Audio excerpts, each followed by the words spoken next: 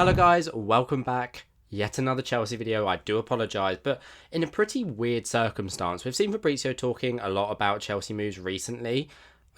I mean, there's always a Chelsea move, but we saw this whole domino effect of if Gallagher didn't go to Atletico Madrid, then Atletico Madrid wouldn't sell us Samuel Omorodion, and if they kept Omorodion, then they wouldn't sign Julian Alvarez. It was like this whole thing. I don't know if you saw it, but it happened. And in the end, it went through. Meaning Chelsea have pretty much officially signed Samu Omorodion. And I'm sure many of you have searched for highlights, searched for what he's like, and we're going to discuss that in today's video. We're going to discuss whether the highlights actually show everything that we need them to. I think there's a lot of questions regarding that Chelsea striker position, and we have to look at what does he offer. I have got a video soon coming with why I think Nicholas Jackson will be a phenomenal striker next season, why I think he will go to the next level. There's a video coming soon on that, so make sure you click that subscribe button. We are on the road to 1k, and other than that, let's get into the video. So last season, the young Spanish striker actually spent his season on loan at Alaves Deportivo. We can go with that. Doesn't that just mean sport? Anyway, he went on loan to Deportivo Alaves, and I think because of that, he wasn't really seen in the public eye as much. When you look at the big name strikers in the league, you're looking at Dovbyk, who was pushing really high, and obviously you got like your Atletico Madrid, your Barcelona, your Real Madrid strikers that obviously everyone was keeping their eye on. But I don't think people really recognise the qualities that this guy was showing. And you got to remember as well, what is crucial is that he was playing in a side that averaged the least amount of possession out of everyone in the league last year. So his numbers have to be taken with that in consideration. The context here is very important. And that is why he did underperform his XG a little bit. I think he's shown that he is still a bit of a raw striker, similar obviously to what Nicholas Jackson was when we signed him, and still kind of is. Omorodion scored 9 league goals last year out of an expected 11.5, so he did underperform pretty significantly, but nothing major. The question is that something that we should be worried about? Now, I do think as a profile, he's a pretty good option that Chelsea needed in their squad. Whilst I think he's a bit like Nicholas Jackson is, I think that he offers something different that is really important, and that despite having a massive squad, it was a profile that we lacked. I mean, he's a 6'4" striker. He's 20 years old. He is massive, and he's power. I mean, what is it? Speed times strength is power, or something like that. I don't actually know what the equation is, but regardless, he just looks explosive. He reminds me a little bit of a young Lukaku, and if you ignore the statistics, also a little bit like Erling Haaland is at Manchester City. I know that's a rogue shout, but I will explain to you why that is in just a second. Right, let's take a look at the tactics board. How will he fit in? What kind of player is he? He's the kind of player that likes to come, I'm not going to say he drops deep into pockets, but he does come a little bit deeper to receive the ball, primarily because he is the out ball. Because he's such a big profile, he's so easy to kick the ball long to, for him to then win the knockdowns. And what I really like is that he's able to win these knockdowns for the likes of, because we know Chelsea transition under Maresca into this, I mean, I've just gone with a makeshift lineup here, into this 3-2-5. It means that he can win the knockdowns for Caicedo or Palmer to run onto. I mean, imagine the ball's here. We go long, he knocks it down, then makes a run. That is a combination that I think we could see a lot, and I think it would be a really effective way to break the opposition's press. Not easily, but effectively. And he's really good at making runs into the box as well. Once he's made that layoff, he's really good at playing a 1-2, making a run into the box, and then Palmer maybe to find him again. His third man runs are really good, and his 1-2 combinations I really was impressed with when I was watching his highlights. And I do hope that's something that he brings as well, or Maresca lets him do in this system. The other thing that I really like about him is his box occupation. And by that, I mean how often and how effective he is inside the opposition's penalty box. When you look at the likes of Nicholas Jackson, Mark Guiu, technically Cole Palmer, Nkunku, none of them are box occupiers. And that means that they like to receive the ball around the box, create opportunities, rather than actually just stay in the box and poach. It's a pretty easy job if you know how to do it. And I think Omorodion instinctively knows what he's doing. And when you look at the statistics, whilst he actually averages less touches than Jackson does per 90. He averages more within the opposition's penalty box. And you got to remember, again, he did that in a side that averaged the least amount of possession in their league. I really think that's a key statistic for Chelsea. A couple more statistics, actually, that I really liked. Whilst he's much bigger and stronger than Nicholas Jackson is, he does offer something different. As I said, with his physicality, he's more of a beast to play up against. But he's not a creator. He's not a dribbler. He dribbles much less than Nicholas Jackson does. And he has a 13% less successful take-on rate than he does as well. And also, I think he averages about half the shot-creating actions that Jackson does. But I don't think that's a problem in the sense that when you've got Dewsbury Hall in the team, or Cole Palmer in the team, or Nkunku in the team, Madueke, all these really good players that are specialists at creating for others, you don't need the striker to then also be adding to that number. You want a striker that's going to finish them chances rather than create them chances.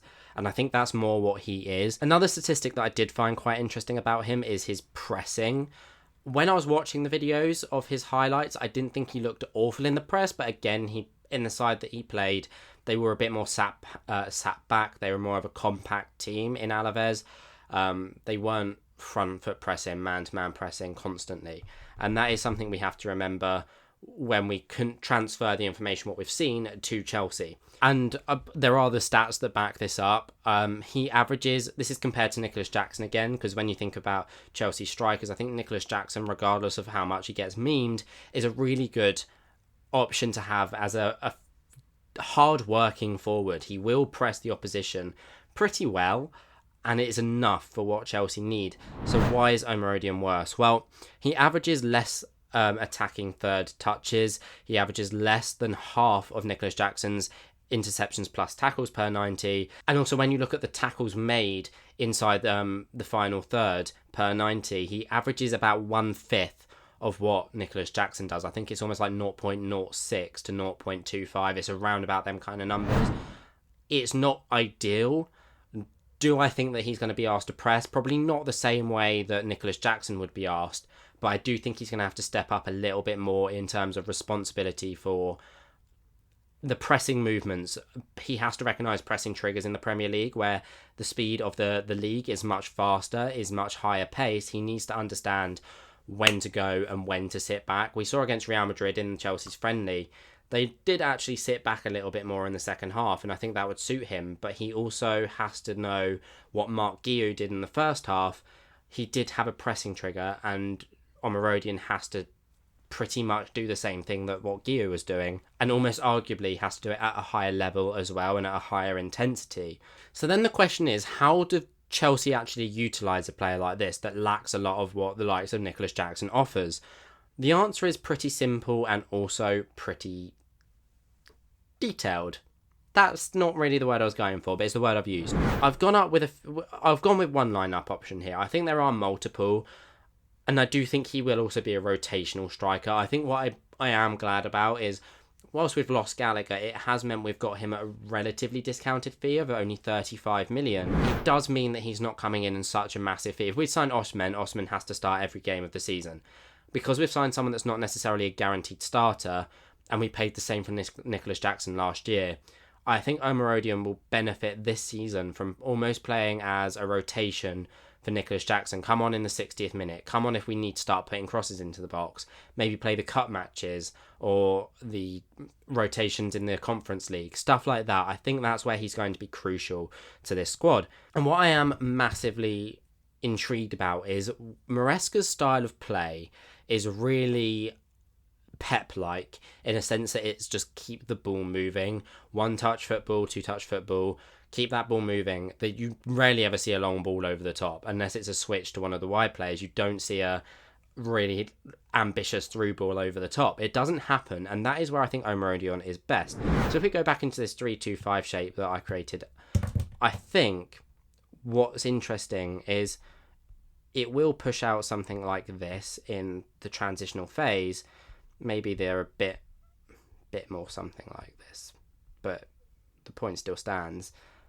I don't see a world in which Maresca encourages this ball or this out ball from Sanchez. He has been saying, I think against Celtic, Sanchez was tasked with kicking it long. So it's not something we are unbelievably new to. And I think when the opposition goes for man-to-man press against our defence when we're building out, we do need that out ball, which is what he's going to be used for, in a sense that he is going to have to create these knockdowns and then make the runs himself. I don't think he's going to be the sort of player that gets the ball into the channel and runs onto it. I think that is, however, where his best quality comes, which is why I think he's a little bit conflicting in whether he suits this squad as much. His touch is quite heavy. If you get him into this position and the ball's drilled into him here, don't think he's going to start pirouetting on the half turn and then shoot and smash it top bins. I mean, if that happens, fair play. I would love to see that. But when the ball does get drilled into him, his touch is going to be back out here, and then he's going to have to chase the ball and find the ball out wide, or whoever is around him. That's where he's going to have to be more utilised. But I think his link up with others does offer something that the Chelsea squad lacks, like I've said multiple times already. So I am a fan of this signing. He offers a lot in terms of his instinctual movement. His front post runs are incredible. He's either really good at dragging defenders away to open up space for the opposition. If the ball's out here, he's really good at being the one to make this run towards the front post, so that this ball's either an easy tap in or it drags the opposition's defender, for the likes of Palmer, to then get the ball in space, run onto it and have a tap in instead. That is where he's really impressive, and his instinctual movements in the box are decent. I'm not going to say they're world class. They're not Haaland-esque. This is why his statistics aren't the same as Haaland's, but they are impressive in terms of, I think that if he works on it a little bit more at a Premier League level, he could become a real good box occupying striker. And his aerial ability as well. We know Chelsea like to put crosses into the box, but we struggle with height. I know Guiu's about 6'2", and Jackson's probably about 6 foot, I'd imagine. They're not bad. Jackson has scored some headers this season, but I don't think he's as aerially dominant in terms of attacking set pieces and stuff like that. Whereas Omorodion will be. And when you've got to remember, Chelsea have just signed a new set-piece coach in Bernardo Cueva from Brentford. Omorodion could be a massive focal point that they really utilise in training to find him with the crosses into the box, because his heading ability is better than what I think most other attackers in our squad has to offer. And again, as I said, his physicality is really something that we needed. He is a bully. He will bully other defenders. He's big, he's strong, he's fast. I know he's not necessarily the most clinical or the most acrobatic, but he will push your defence out of the way, and he will run past them. He will run in between the gaps between the fullback and the centre-back, or in between the two centre-backs. And that is what we need. We don't want Nicholas Jackson drifting out wide all the time when you've got someone already on the left wing position. We want someone that's going to stay central. That's what he's going to do. Now, despite all of this, I won't lie, there are some areas that need improvement. His conversion rate obviously isn't great. And I do think that could be something that comes throughout the season. With him not starting every game, like I said, I think he will be a rotational option with Jackson. With him not starting every game, it might mean that when he does start, he has more of a point to prove, and that might get him more goals. And I think he might be a bit more clinical than what he was at Alaves last season. But also he needs to step up in terms of converting that XG. He's expected at 11.5 goals. It's not like he's expected 17 goals and scored 16. He was expected 11.5 and scored 9. It's not bad, but it does need to get better. When you've got Jackson in the team as well, who's also significantly underperforming in his XG, they can't both be underperforming, because then we're not going to get any goals. And we can't rely on Palmer again and again and again. So he does need to step up in that area. And whilst we know that he is a brilliant finisher in the box, his long shots aren't necessarily incredible. I don't think he's going to start shooting from 25 yards out. I think he will lay it off and then make the run into the box instead, which at times I would prefer, but I think a long shot every now and then wouldn't hurt. And I don't think his left foot it's not the best. Again, a bit like Haaland, he can finish on his right foot. But how often do you see him go for his right foot? Not that often. Imagine a poor man's Haaland. That's kind of what I'm describing Omorodion as here. I feel like I'm being a bit scandalous as well in doing that. I do apologise to any Man City fan, but that is kind of where I stand with him. The question that I keep asking myself is, have Chelsea solved a problem with this signing? Part of me thinks yes, but I do still think if an opportunity comes up where we can get Osimhen on loan, it has to be done. Whilst I think Omorodion's a great future signing and he's a good value, I don't think he is the striker that we need. He fills a hole, but I don't think he's going to set the world alight. So the squad's still developing, and we know that. I think he's a good addition to the squad. I like him. He does fit into the system a little bit. He does add something that we didn't have. The question is he going to score enough goals? And conversely as well, are we going to be able to defend enough as well? Because we've seen in pre-season we're not very good at defending. Otherwise, we might end up in the Championship. But anyway, talking of the Championship, go and check out my Championship predictions right here. Let me know what you think. Did I get any right? Did I get any wrong? But in the meantime, thank you guys for watching. Click that subscribe button. We're on the road to 1K by the end of the year. And until next time, I'll see you very soon.